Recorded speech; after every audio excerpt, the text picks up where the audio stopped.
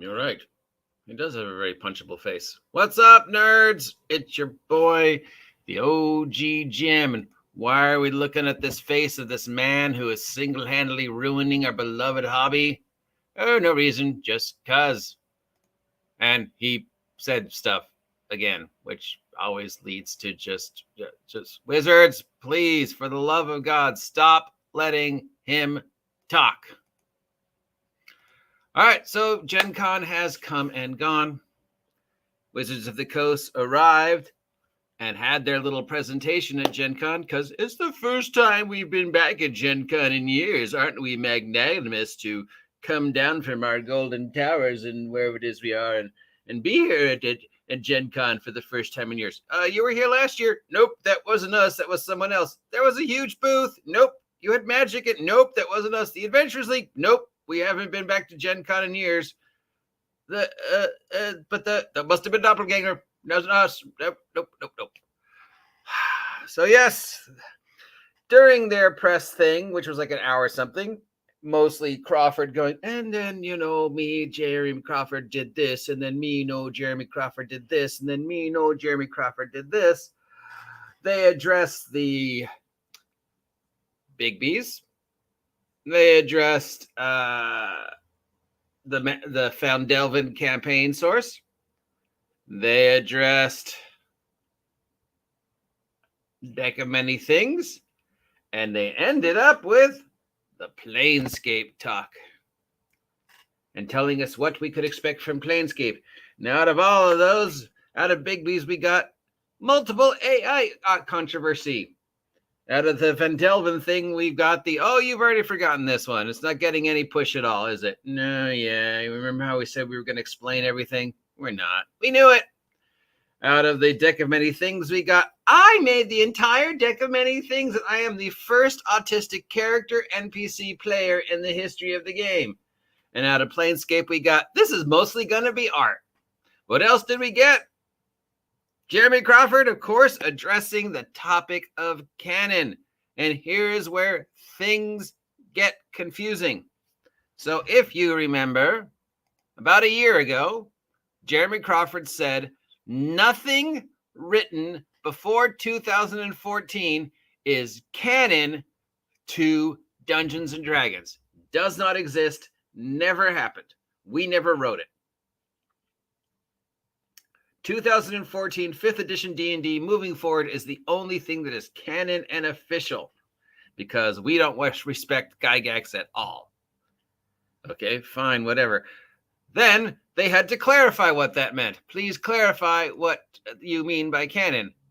And Chris Perkins said, well, what he meant to say is, okay, the 5th edition Player's Handbook, 100% official canon, right? Strength X Con, that's 100% canon.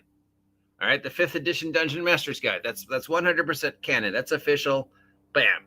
All these other books that were written before 2014, well, none of that information is in the 5th edition Player's Handbook or DM's Guide. So, yeah, those are not official anymore. But what happens at your table happens at your table. So anything else is up to you. You could choose to use book or not use book. You can choose to use rules or not use rules. You can choose to use something that was written in 1987 because it's a great campaign setting or not. What is canon to your table is canon. We've got a bunch of books that are coming out. And in the mind of Wizards of the Coast, if we were running a D&D campaign, every one of these books would be canon to that campaign. So Storm King's Thunder happened. Tasha's Guide to Bubbling Nonsense. All that's happened. That is all canon to the Wizards of the Coast prime timeline. But you can choose to what is or is non-canon at your table. You can choose to ignore Tasha's if you want. We're not going to stop you. We're going to shake our fingers at you going, how dare you? But we're not going to stop you. So, and for a while, that was fine.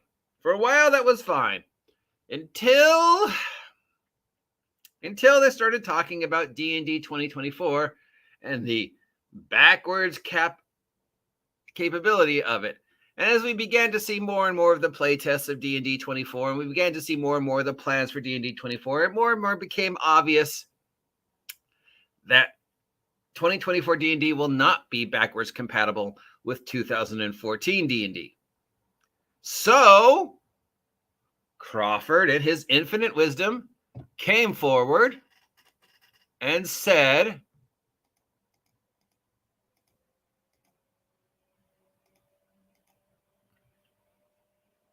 all right, Dungeons & Dragons 2014 through Dungeons & Dragons 2023 midnight December. That's canon for Dungeons & Dragons 2014. Dungeons & Dragons 2024 through Dungeons & Dragons 2027 will not be backwards compatible. The new canon is 2014 to 2024, and then 2024 to 2027. If we wrote it between 2014 and 2024, it could be canon, but it really isn't, because 2024, the Player's Handbook, is a brand new starting point where we've taken everything that we liked about 2014 through 2024 D&D, mashed it all together, and created a brand new product that is not a 6th edition. Yes, it is a 6th edition. Even you said so. Chris Perkins said so. Everybody has said so. It's 6th edition. You can continue to say it's not, but it is. Okay, so now we understand your Scott Steiner math. We have everything before 2014 D&D. That's on one island. Then we have 2014 D&D through 2023 midnight December 31st. That's on another island. And then we have D&D 2024 through D&D 2027. That's on a third island, right? And island number 1 and island number 2, they don't really talk to each other that much. Island number 2 and island number 3 were talking to each other, but now they're not. We're going to discontinue the 2014 to 2023 timeline and start the brand new 2024 to 2027 timeline. Oh, okay. But again, then Chris Perkins came out and said, no. That's not what we meant.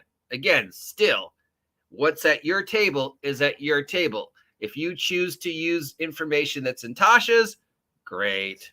If you choose to use information from a 2008 module that we wrote, great. That's canon to your table. If you choose to ignore the events of the Vecna thing that apparently may not be happening, great. That's your table. Okay. We're fine. Okay, I get it, right? Okay. I mean, I don't get it. It makes absolutely no sense. You can't say it's backwards compatible and then say, oh, but no, we're restarting at 2024. Well, then Crawford came out again and said, you know what? After looking at the playtest results, we've changed our mind. We're going to just erase everything we've done over the past year and a half regarding the playtest for 2024 D&D and start over. We're going to go back to the old ways. We're going to make it like, I don't know, a brand new edition. So everything you just said about 2014 to 2024 D&D and everything you said about 2024 to 2027 D&D, just completely ignore that. Oh, yeah, just completely ignore that. We never said that. Going forward, the playtest is going to be really different. We're restarting. We're going to rewrite everything again, and we're going to talk about it at Gen Con. Oh, okay, well, Jeremy, I'm getting kind of exhausted here, but all right, so let me understand this again. 2014 through, day 1 through 2014 D&D is on one island. 2014 through 2024 is on a second island.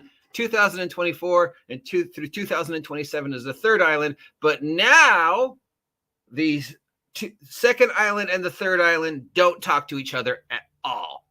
Correct? Correct. We're restarting with 2024. So you don't really need the 2014 stuff. So it's not backwards compatible, and it is a new edition. Well, no, I never said that. But you just did. All right, okay, fine. Scott Steiner math. Let's get forward. Then we have Gen Con. And Gen Con, we talked about Bigby's and the AI art controversy. We talked about Fendelver, which I guess apparently has already been kind of forgotten. We talked about the Deck of Many Things and Mackenzie and Canon.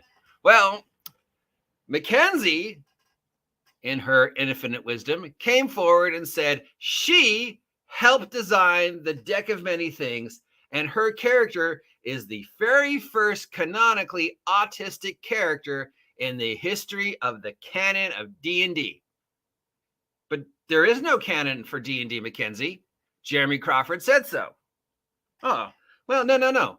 Because now Crawford is saying, well, we're going to erase some stuff, but now the new canon starts in 2024. So canonically, her paladin worked and created the Deck of Many Things.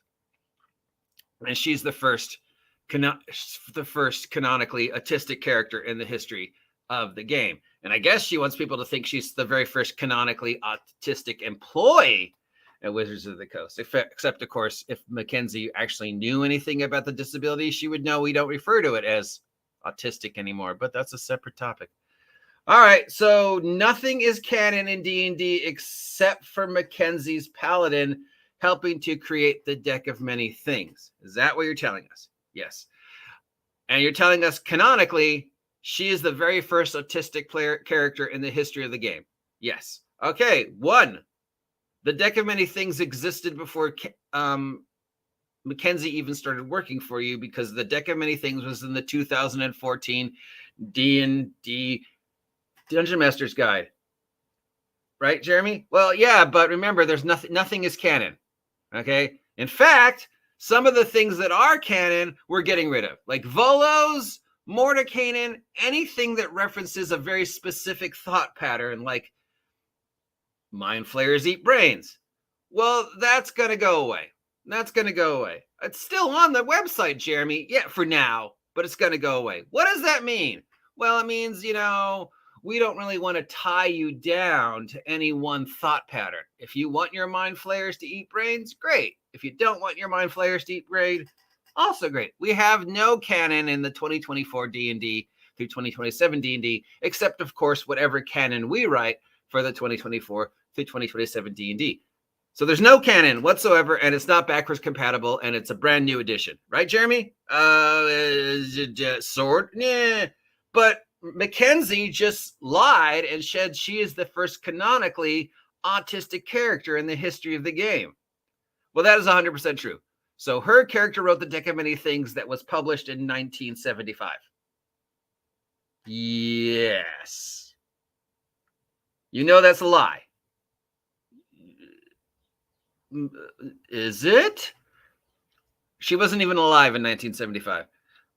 And the Deck of Many Things appeared in product from 2024 going forward, 2014 going forward. So no. Now what Mackenzie should have said is, my paladin helped create the Deck of Many Things that appears in this product because it's a separate entity. But my paladin did not go back in time to 1975 and help David and Bill and Gary create the original Deck of Many Things. There's 2 or more separate Deck of Many Things. Oh, okay. But so that's the canon now. Volo, no longer canon. Correct. Mordenkainen, no longer canon. Correct. Tasha's no longer canon. Correct. 2024, brand new starting point for the new timeline. Everything from 2024 to 2027 is canon, in that there is no canon, in that we could do whatever we want, right? Mind flayers eat brains. Mind flayers don't eat brains. That's right. Nothing is canon unless we say it's canon. Then it becomes canon unless we say it's not canon. So canonically, her character is the very first autistic character in the history of the game. That's a lie, right? There's multiple characters throughout the history who are neurodivergent. I'll get back to you. So that's where things stand today in regards to the very confusing canon.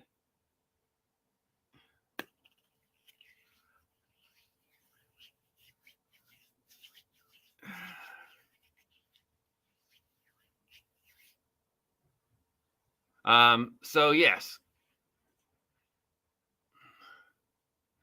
All right. So yes, Steve is fine. He's back home. He's very sluggish. He got 2 more injections yesterday.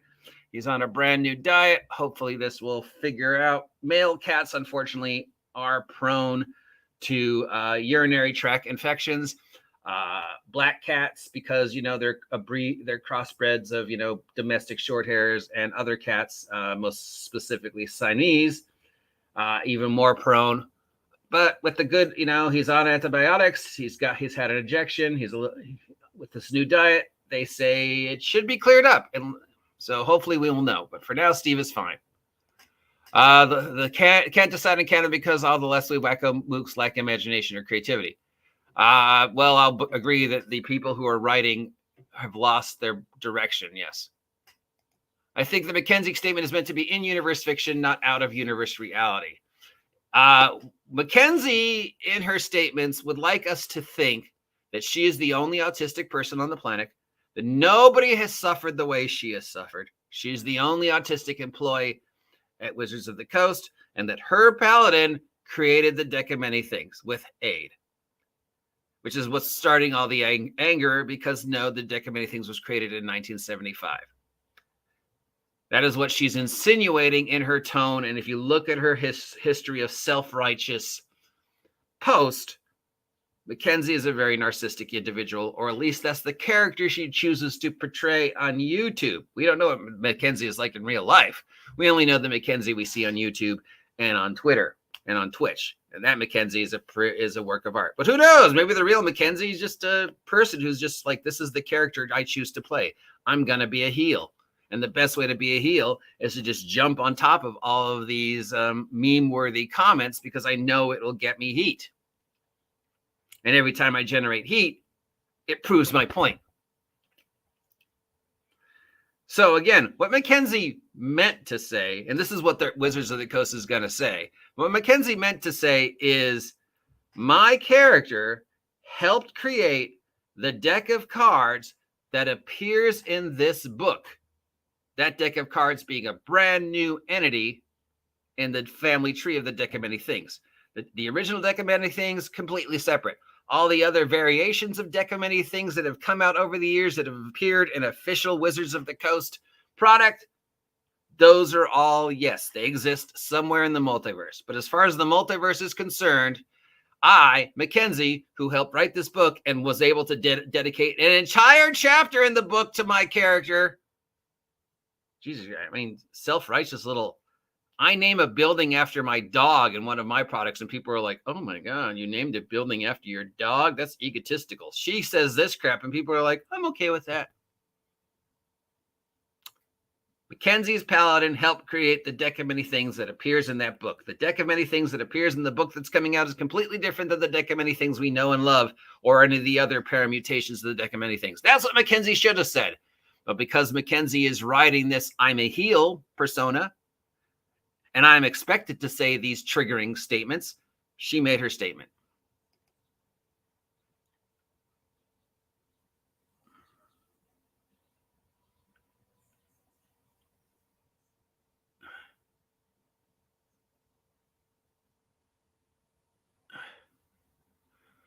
So that's where things end up as of today in regards to the confusion regarding Canon, Planescape. We know nothing about Planescape except it's going to have new art. It looks like they've already abandoned the Fendelvin thing. So I don't know what the new Vecna thing is going to be for 2024. They're already saying, oh, well, maybe not about the Vecna thing. And that's like, this is the one thing we've been looking forward to. Okay. Every actual 5e player I talked to is like, yeah, it's fucking Vecna. I want to see this story finally resolved. And they were like, yeah, 2024 D&D is going to be all about Vecna. Except now they're like, nah, I don't know if we're going to finish that storyline. I don't know where we're going to go, because that would be canon, and there is no canon. So we can't finish the storyline about Fendelver, because that would be canonically confirming that Vecna created the Black Obelisk, and there's no canon. That's why we get rid of Mordenkainens. Okay. Yeah. Big B's Glory of the Giants, AI art controversy. Fendelver, forget about that. It's already gone. Deck of Many Things book, controversy. Planescape, there'll be more art. 77 new pieces of art. So it's going to be as bad as Spelljammer is what you're saying. Absolutely. Are you confused yet?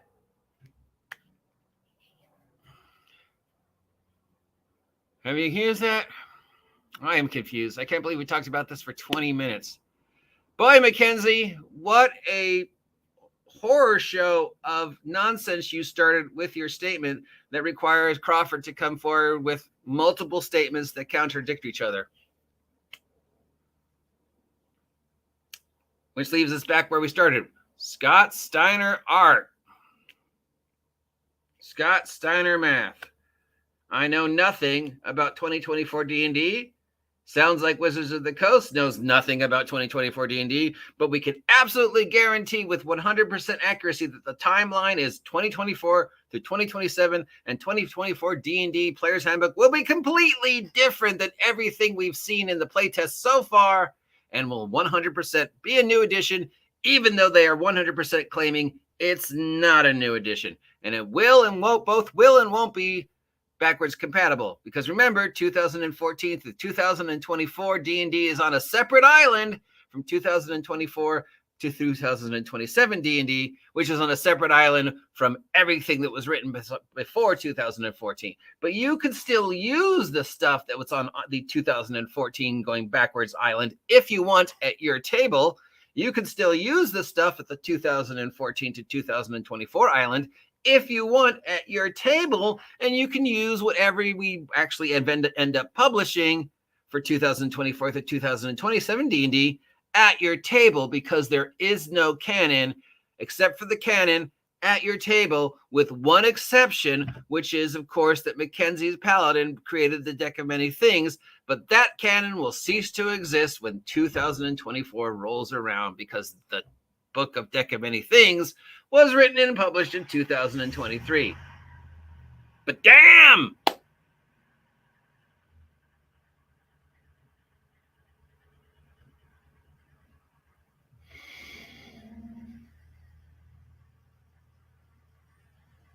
Okay, that's all I got. Thanks for the comments, guys. Hopefully you enjoyed my humorous take on this nonsense.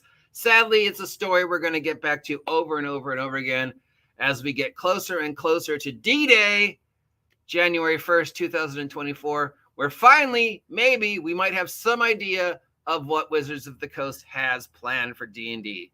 Now, I know most of you are going to say, well, I'm not going to buy it, and I'm not asking you to. I'm just reporting in the news and trying to make fun and sense of this nonsensical BS. In closing, let us end with we started. Dear Wizards of the Coast, dear Hasbro, please hire someone whose job it is to police your employees from making stupid statements like the one Mackenzie made, and the one Jeremy Crawford made, and the one Kyle Brinks made. In fact, keep those people away from the media altogether. Jeremy Crawford should never, ever, ever be allowed to have a chance to speak to a public audience ever again, because he just keeps making the situation worse. That's it for today. If you appreciate this content, let me know. If you never want to hear me talk about this topic ever again, too bad. Let me know. If you haven't had a chance to subscribe yet, please subscribe. Please support me. Those vet bills for Steve are going to be expensive. And I'll talk to you all later. Thanks for sticking with me for 25 minutes. Love ya.